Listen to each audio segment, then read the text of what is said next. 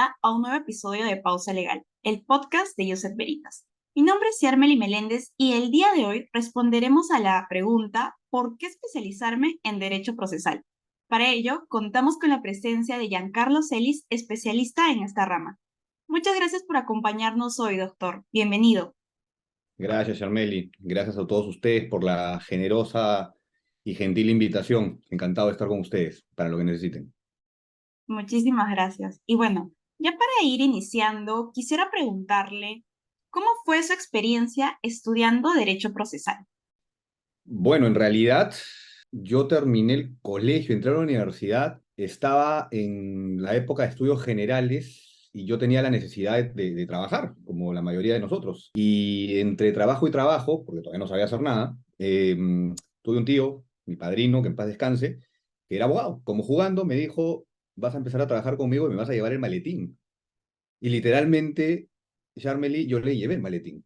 Yo iba atrás de él en su recorrido por los pasillos del Poder Judicial con el maletín en la mano. Y me dijo, ya te aprendiste la ruta, ahora la vas a hacer la próxima semana tú. Y yo iba a averiguar lo que él me pedía que averiguara en los distintos juzgados. Luego, por las tardes, en su biblioteca, me daba algunos libros para que yo leyera.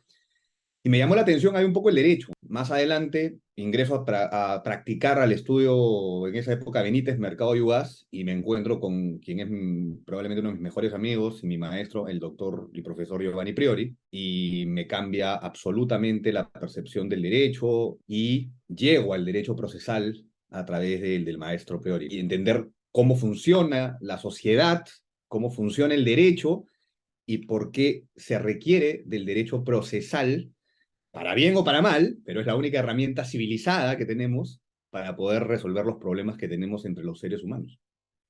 Así es, muy interesante su experiencia. La verdad que, bueno, la mayoría de estudiantes de derecho a veces también tienen como esta influencia de familiares, de profesores. Nos hacen ver el derecho de una forma más curiosa y qué curioso que usted también haya iniciado desde la práctica, ¿no?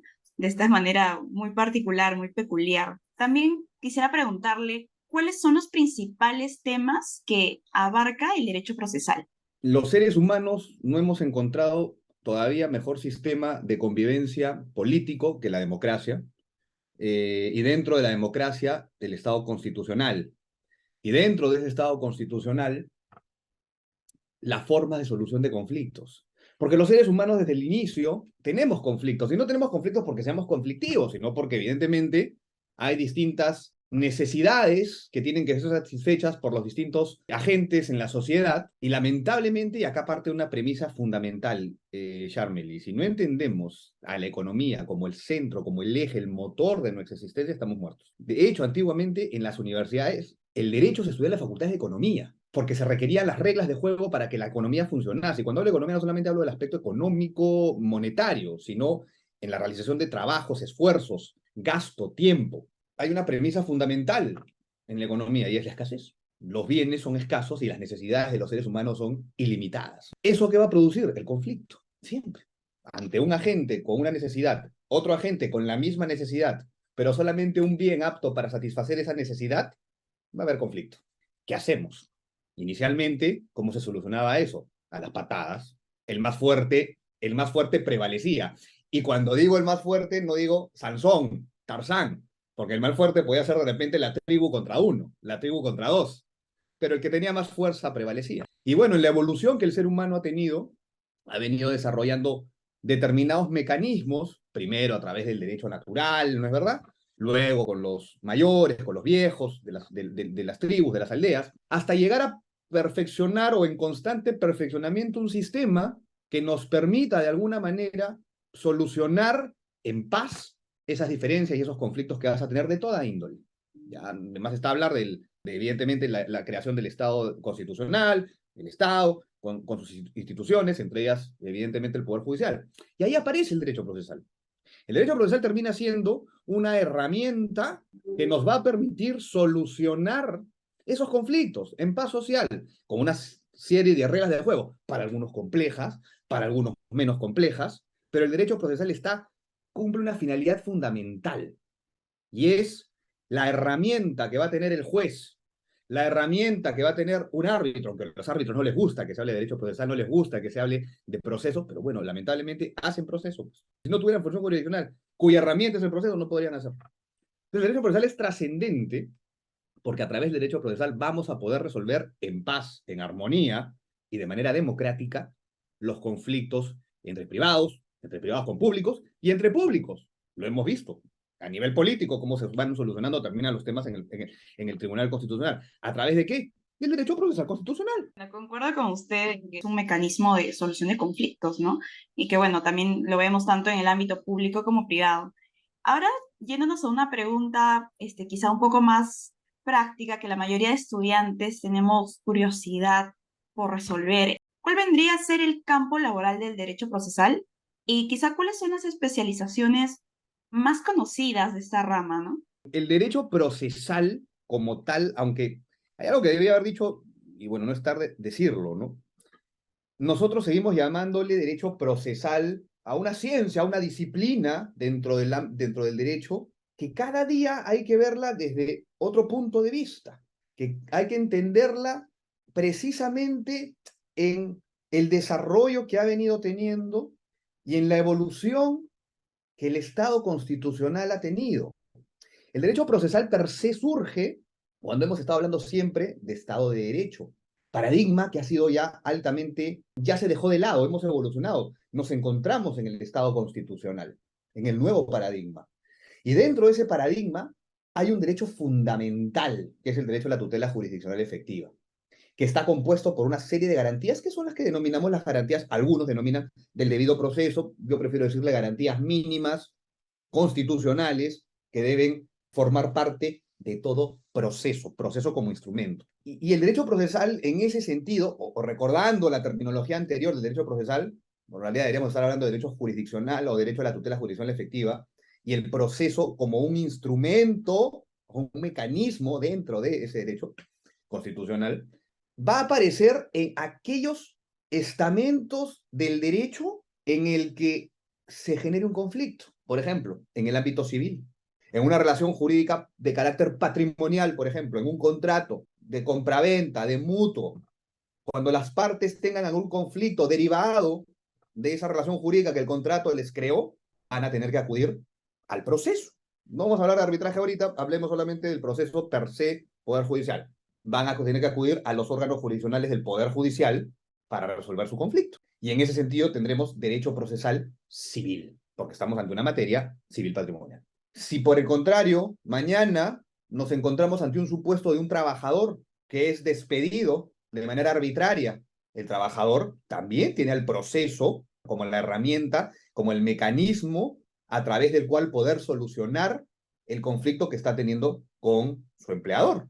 Y ahí acudirá a las reglas del proceso, pero del proceso laboral. Los principios en general deberían ser básicamente los mismos, porque hablamos de derecho a la tutela judicial efectiva. Algo muy importante que ha venido desarrollándose en los últimos 20 años. No digo que antes no existiera, pero no tenía el desarrollo que ha tenido ahora. Cuando nosotros los particulares tenemos conflictos frente a quién, al Estado, a las autoridades estatales o públicas, transitamos por el procedimiento administrativo, pero para evitar la arbitrariedad del que detenta el poder o el que está en una mejor situación de dominio, que es el Estado, o es la entidad administrativa, la ley, la Constitución nos confiere otro tipo de proceso particular, que es el proceso contencioso administrativo, que serán aquellos procesos que serán llevados a cabo. ¿Quiénes serán las partes? Un particular y una entidad administrativa, que nos permita cuestionar el acto administrativo respecto del cual nosotros no estamos de acuerdo. Si tenemos conflictos de carácter penal, vaya que lo estamos viendo en los últimos años a nivel político que derivan siempre en temas penales, tenemos el proceso penal.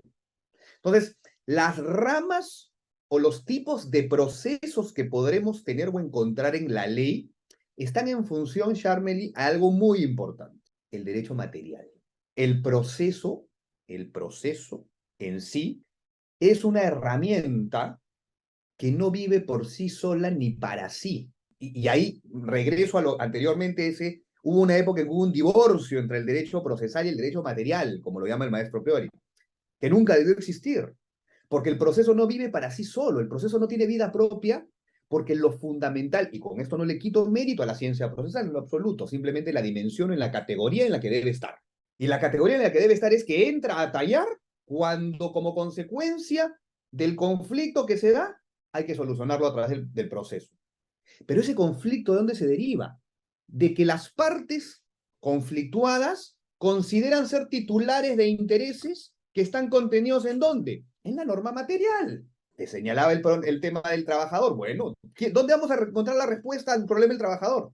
En el derecho laboral material. ¿Dónde vamos a encontrar la respuesta al conflicto entre el vendedor y comprador del contrato de compra-venta civil patrimonial que te comentaba?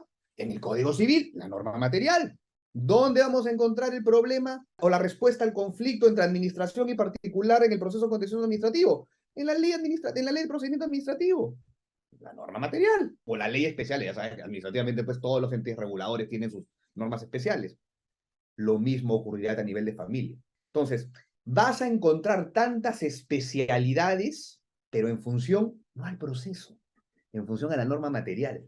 O existirán tantos procesos por la materia, porque la ley así lo establece, porque habrá órganos competentes por materia, que básicamente deberían estar fundamentados todos en los mismos principios de la tutela jurisdiccional efectiva, con algunos bemoles más, algunos bemoles menos, relacionados con el ámbito de aplicación del derecho material. Entiendo entonces que el derecho procesal de por sí ya está como ligado a distintas ramas del derecho, ¿no? Se entiende como esta herramienta de solución de conflictos que siempre vamos a tener en distintas materias. Muy interesante, la verdad. Otra pregunta que me gustaría hacerle es, ¿qué es lo que como estudiante puedo o debería hacer para acercarme a esta rama y si es que también podría brindarnos algunos consejos para las personas que estemos interesadas en esta especialización del derecho? Lo primero que hay que considerar, esto es parte de la vida ya, ¿no? Uno va descubriendo en la carrera del derecho, ustedes como estudiantes, me pasó como estudiante, hacia dónde inclino u oriento mi actividad profesional, digamos, en el ejercicio del derecho. Y puede darse de diversas maneras. Yo no sé si hay alguien que esté en capacidad, por desconocimiento, de decir, entro a la Facultad de Derecho y digo, ah, bueno, ya decidí que yo quiero ser litigante. Puede pasar, puede pasar. No digo que no, puede pasar. Sí, yo quiero ser litigante porque mi papá lo he visto, a mi tío lo he visto, a mi amigo, a mi hermano, a mi abuelo. Lo hablo desde mi experiencia, no, o sea, no la mía personal, sino la posibilidad de haber visto a muchos compañeros, muchos amigos en las prácticas, pues en el estudio, cuántos practicantes en un estudio tan grande como el que practiqué, donde había muchas áreas y veía estudiantes de derecho como yo, Universidad Católica, Universidad de Lima, que estaban en distintas áreas y que algunos cambiaban de área, digamos, por curiosear, para ver cómo era otra cosa, y otros simplemente entraron en un área y se desenvolvieron en esa área, o porque les gustó, o porque la vida también te va llevando. O sea, esto es parte de tu vida, la vida también te va llevando y no te das cuenta. Yo, en mi caso particular, iba terminando la carrera y me di cuenta que me hubiera encantado explotar, en el buen término de la palabra, a muchos abogados, grandes maestros en el estudio en el que yo trabajé, en el que practiqué. Como por ejemplo, y en esa época yo tenía al profesor Hugo Forno, al profesor Jorge Danós, al profesor San Martín, bueno, ni qué decir, el profesor Ugaz, Luis Vargas Valdivia, Juan Carlos Morón Urbina. Entonces, una gama de constelaciones que hacían un equipo de Champions League, ¿no? Básicamente. Pero claro, tampoco te alcanza estar pues como un congresista trans jugando en cada bancada. Ya tienes que orientarte.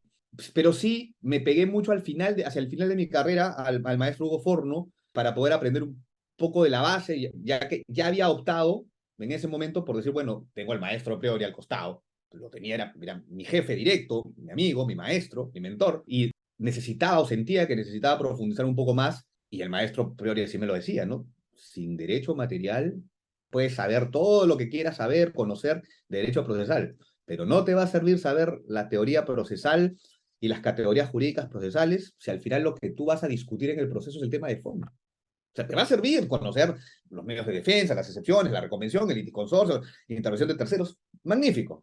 Y entonces uno elige. Y uno va orientándose. Hay gente que optaba por el tema administrativo. Es la vida. Yo creo que es la vida. O bueno, evidentemente también uno va leyendo los cursos en la universidad. Por ejemplo, y así como te digo con certeza que no sé en qué momento yo defino seguir el proceso, o sea, de seguir el derecho procesal, sí te digo que nunca quise ver penal. Como tampoco me veía viendo tributario, por ejemplo. Me volvía loco. Para mí tributario era matemáticas, no hay forma. Así me pasó. Me imagino que si me pasó sabiendo que no quería, me encontraba en lo que veía cierto grado de comodidad y de gusto, porque finalmente la posibilidad de resolver, a ver, yo no sé si sea bueno que el litigante tenga la muletilla de ser el pleitista. No lo soy, en mi caso, no me gusta.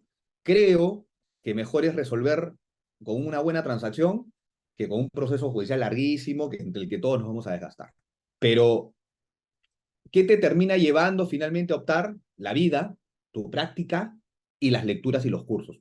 Probablemente también profesores, ¿ah? Alguno que otro profesor que te pueda haber marcado, que haya dicho, a mí me gustó la pasión con la que dictaba esto, aquello, lo otro, y me envolvió, y luego a qué rama ya la vas a ir descubriendo en la vida. Va a depender de qué rama del derecho procesal, si lo reconducimos por esa terminología para efectos de la conversación, a qué rama quiera ingresar la persona que está determinando hacia qué rama del derecho se quiere especializar o continuar, ¿no?